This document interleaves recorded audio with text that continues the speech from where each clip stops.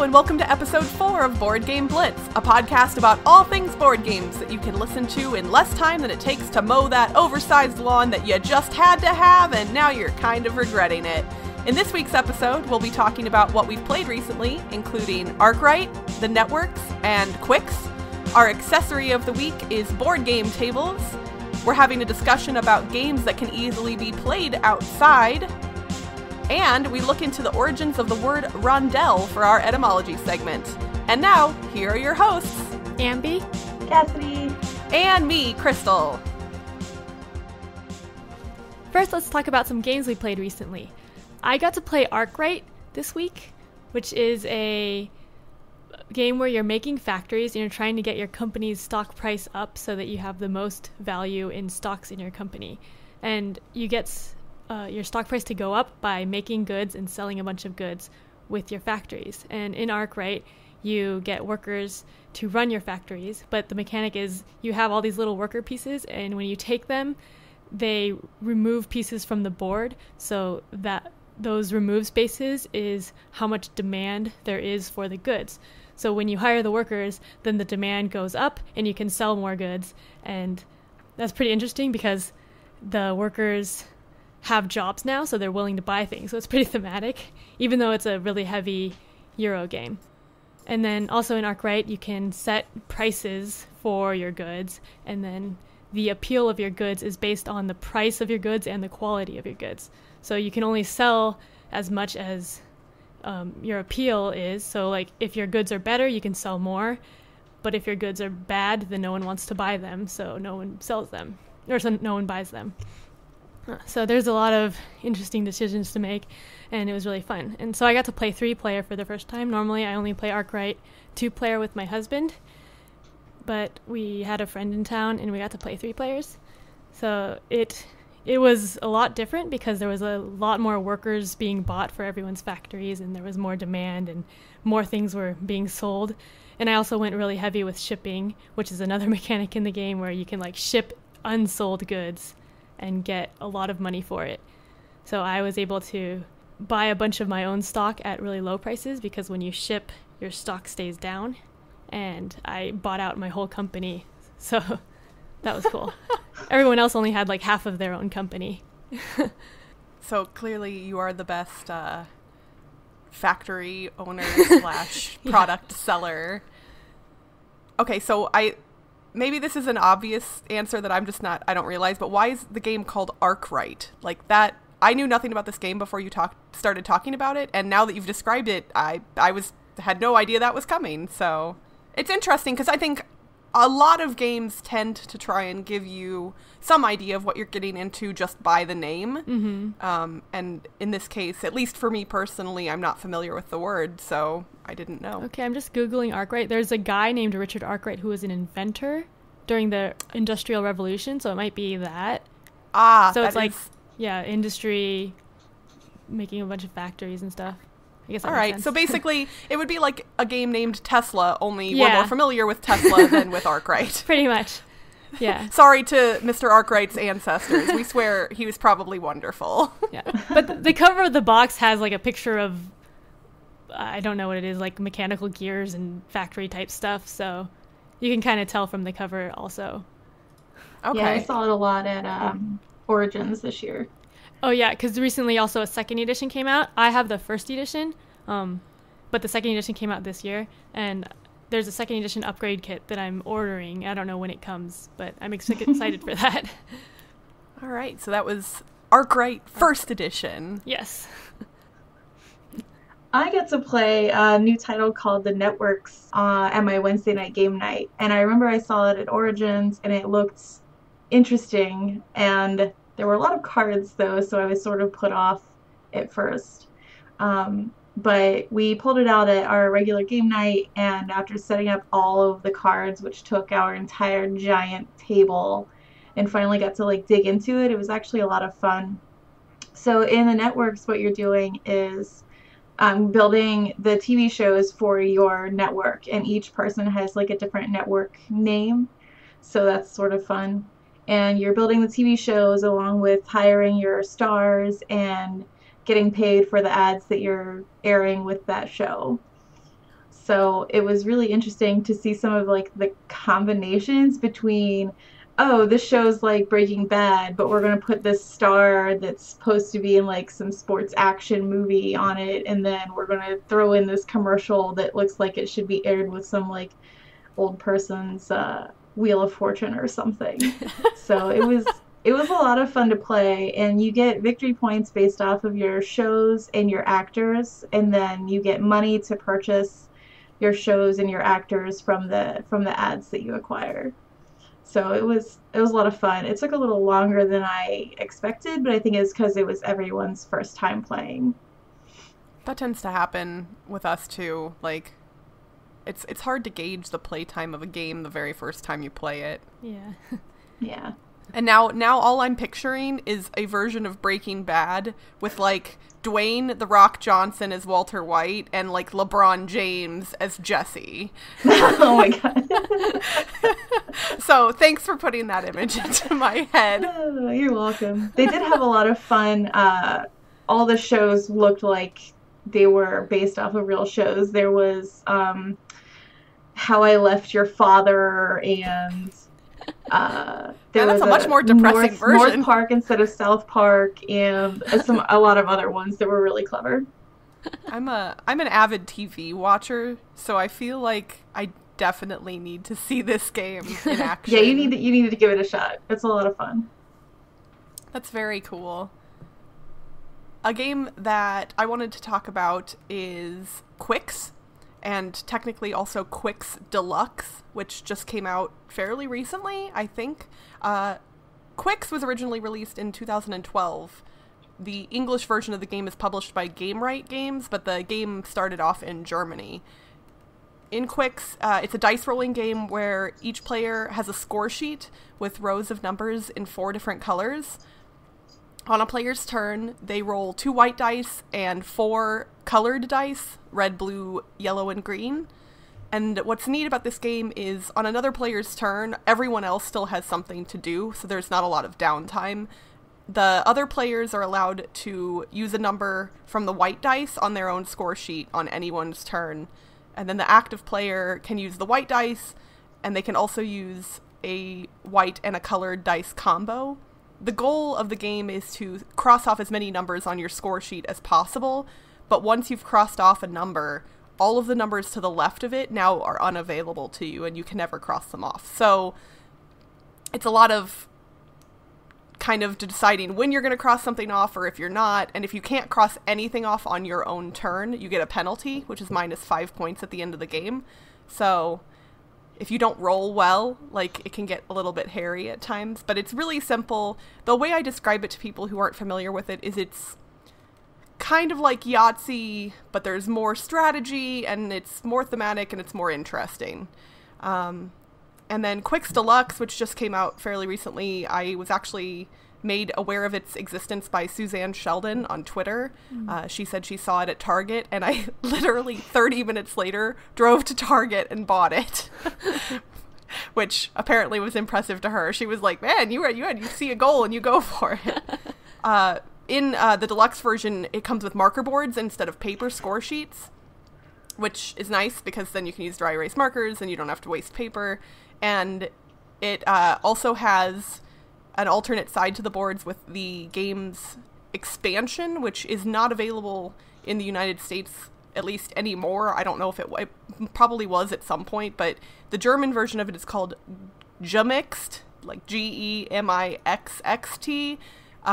In English, it's called Qwixx Mix, and Mix has 2 X's on it. But that is included with the deluxe version of the game. And instead of having rows of a single color, it mixes all the colors up into all 4 rows, which I played this Thursday at my regular meetup group, and it was fun, but actually more confusing than I thought it would be, because some of the rules aren't super clear about how things happen in the deluxe version of the game, in the expansion version, so I actually have to do some research on Board Game Geek. If anyone is an expert on the expansion for that game and would like to give me some info, that would be wonderful, because we were like, oh, this will be simple, we know how to play Qwixx, and then we were like, wait, when a row gets locked out, by removing a die, do we lock that row or that color in all the rows or what? So I know I didn't get to explain the entire game, which is weird because it's pretty simple. But Qwixx is just a great filler game. You can teach it to literally anyone, kids, your parents, anybody would enjoy playing it, I think. And it's cheap as well. The regular version of Qwixx costs, I think, $8 or $9 probably, and the deluxe version costs around $15. So it's a cheap grab as well, and I really like it. The cheapest deluxe version ever. Yeah, definitely. Sounds cool. So for this week's Accessory segment, we wanted to talk about board game tables. We've already talked about board game storage in the past and ways to store your board games. But what happens when you take all of those games off the shelves and out of their storage? Where do you put them? I hope you would play them on the table. I mean, everybody could put all the pieces on their own lap, but somehow I feel like that wouldn't work as well. I've played games on the floor, too. As I've gotten older, sitting on the floor has become less and less comfortable. Like, I can't even sit cross-legged anymore. It's, like, not even an option. Yeah.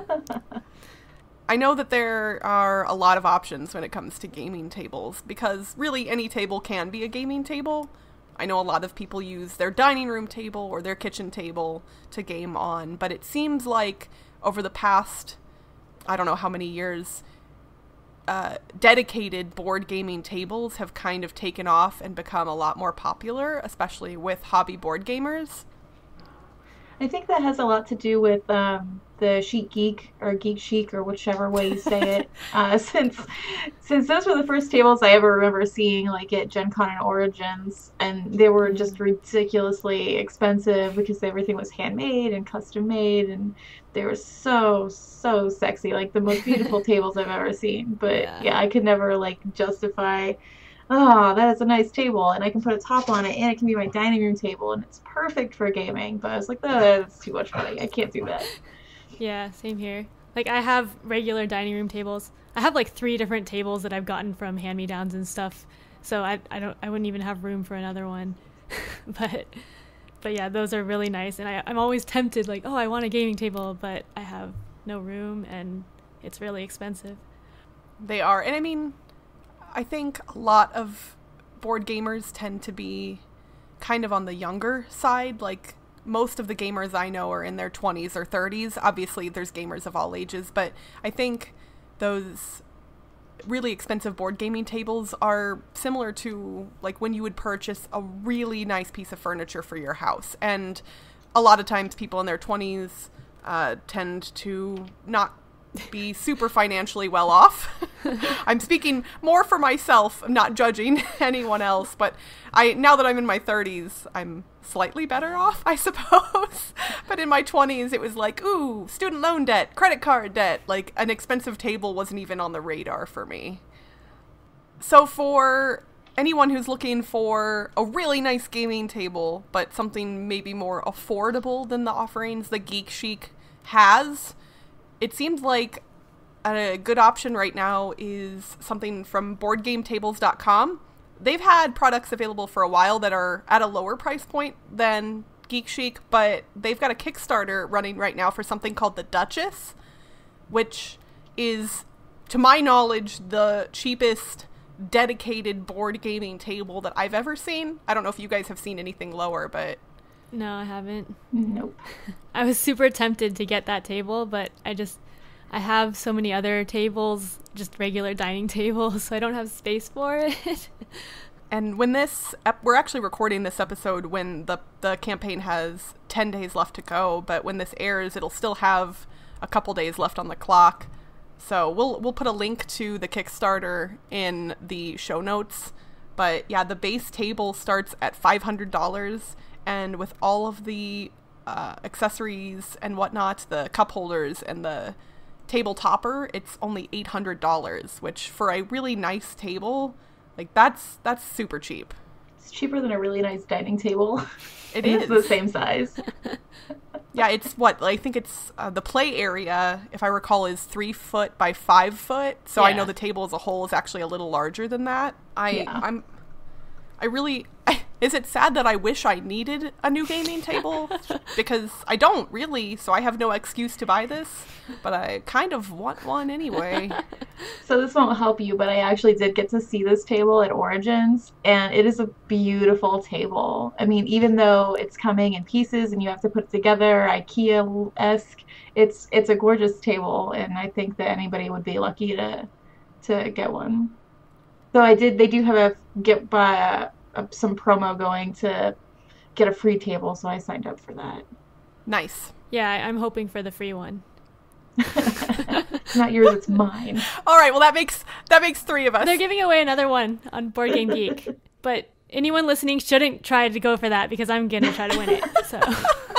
Yeah, I mean, well, it might actually. I think the Board Game Geek contest will have closed. I think it closes on July 5th, so that'll be before this episode airs. Sorry, everybody! Suckers! JK! Spoiler alert, one of us won it. I don't actually know that, but I'm going to try and put those vibes out into the universe.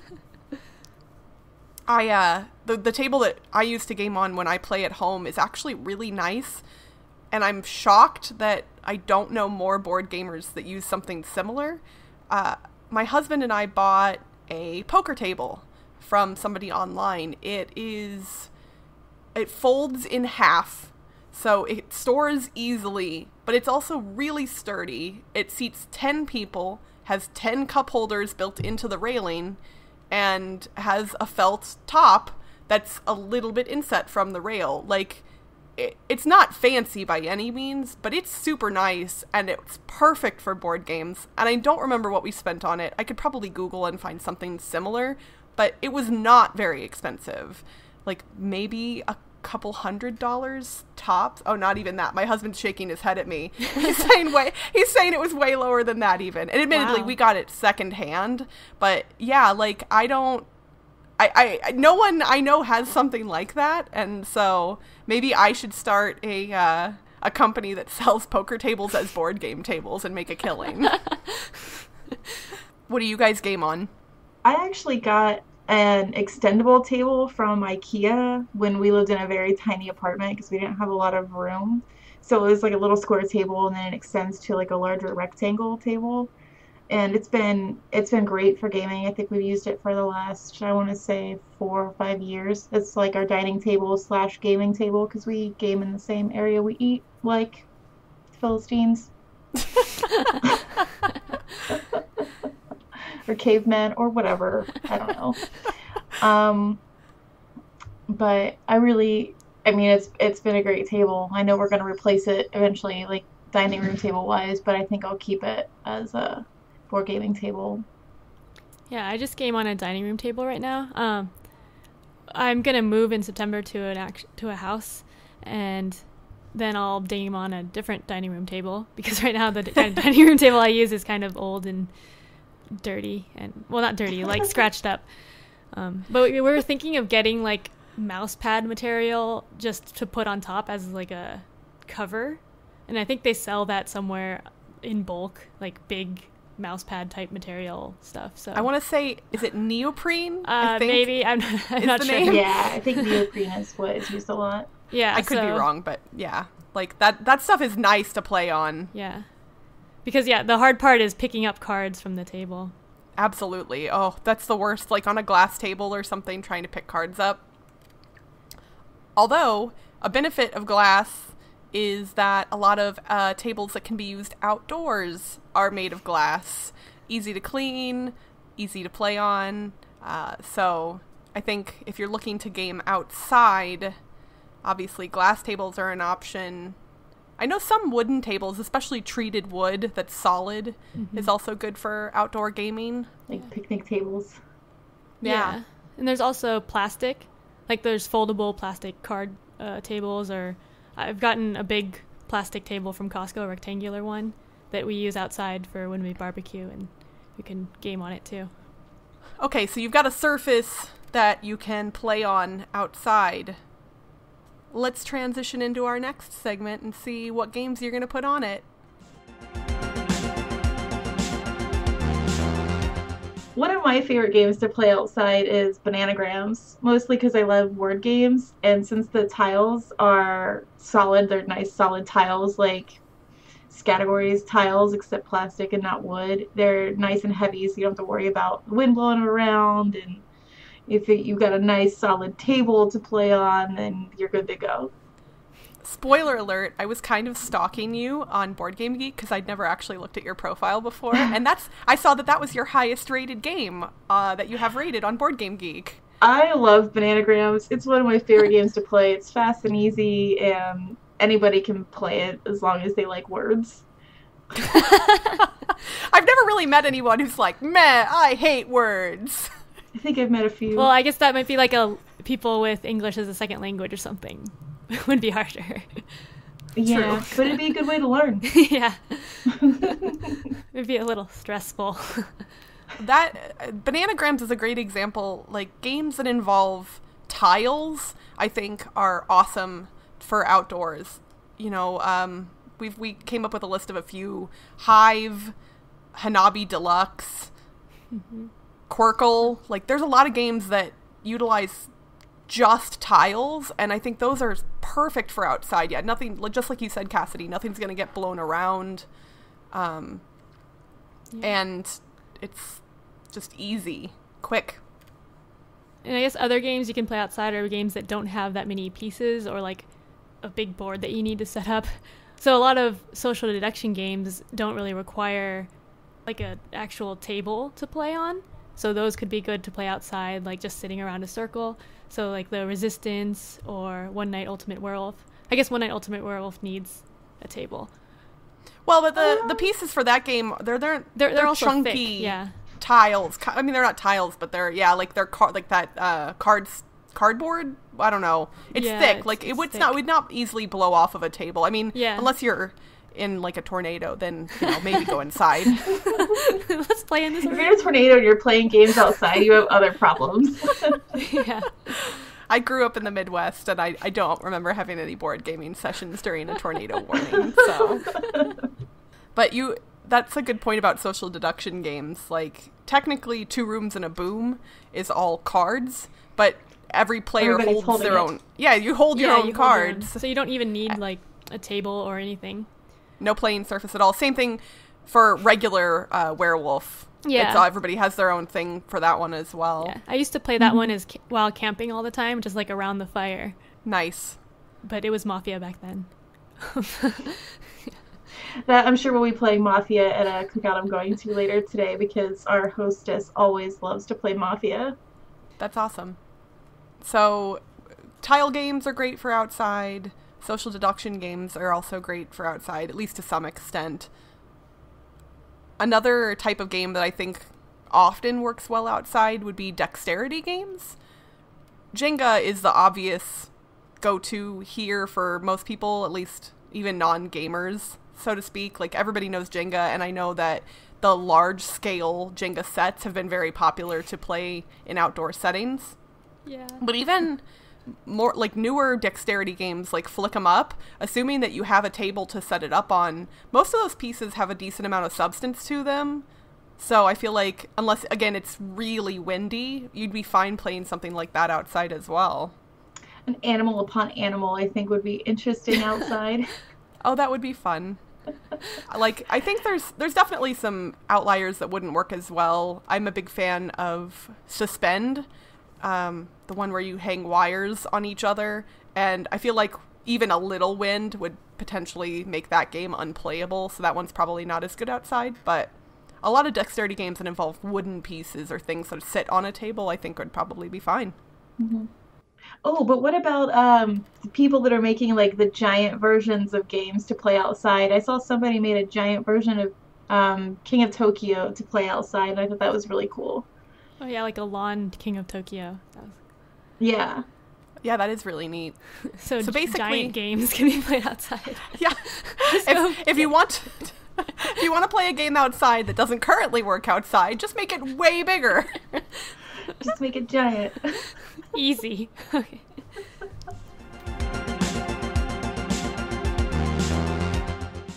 For this week's Board Game Etymology, we had a request from Sagrillarius on Board Game Geek to look at the origins of the word Rondel. So thank you, Sagrillarius, for your suggestion. If anyone else has suggestions for new etymology words that you'd like me to explore a little further in future episodes, please feel free to let us know. A rondel, in case you're not familiar with what it actually is a mechanism that's utilized in a number of board games where it's usually round-shaped, and it is a way of action selection where a player's choice of actions is limited by their ability to move around the rondel, which will generally limit them from taking the same action repeatedly. So you have to continue moving to be able to take actions. Sometimes you can pay in whatever currency the game is using to move further. Rondel is a Middle English word that comes from the old French word ronde, R-O-N-D, meaning round. Ronde was the feminine form of the word ront, R-O-N-T, which meant circular. All of that obviously makes a lot of sense. I personally haven't played a lot of games that utilize a rondel, but I know some popular ones that feature this mechanic include, Antike? A-N-T-I-K-E. I'm sure there's a very easy way to pronounce it. I don't know. Navigator, Imperial, Murano, Shipyard, Glenmore. There's a few others, but the rondel is kind of not a super overused mechanic, but it seems like it's pretty popular in the games that it's in. So that is the etymology of rondel. So thanks again, Sagralarius, for the suggestion. So I have never heard of that word or any of those games. Oh, really? Ever. I know I've played one game that has a very distinct rondel in it, but it's been a while and I cannot for the life of me remember anything about the game. Like, I know it had a rondel and that's really all I can remember. And it might have even been one of these. A gentleman in my board game group who's older, who owns almost 2,000 games. That's too many. His house is so much fun to visit, though. He brought a game that had a rondel. When he brings games, it's sometimes stuff that we've heard of, sometimes it's really old stuff that we've never heard of that's really cool, but yeah. I think the only game I've played with the rondel is Finca, if that's the game I'm thinking of. I remember vaguely, seeing that on one of the lists I was looking at. So we wanted to give a shout out to Caitlin. She gave us our very first iTunes review, and we were not expecting it, and we were very excited to see it. She said some very nice things about our show, and so, Caitlin, we're so happy that you took the time to give us a rating, and we're happy that you're enjoying the show. So, epic virtual high five for you, Caitlin. Yay! Okay, and then another thing, when this show airs, I'll actually be at Dice Tower Con. And so if you're listening to this while you're at Dice Tower Con, then you should go play games. And if you see me, then come say hi. Just walk around Dice Tower Con yelling, Ambie! Ambie, where are you? And eventually you'll find her. Yeah. Or some other weirdo named Ambie. I mean, how many weirdos named Ambie could there possibly be? And that's it for this week's episode of Board Game Blitz. Visit our website, boardgameblitz.com, to get links to all our social media pages, including Facebook, Twitter, and our Board Game Geek Guild. Have suggestions or comments about the show? Shoot us an email at boardgameblitz@gmail.com. Until next time, hasta la blitza, baby. Bye, everyone. Bye, everyone.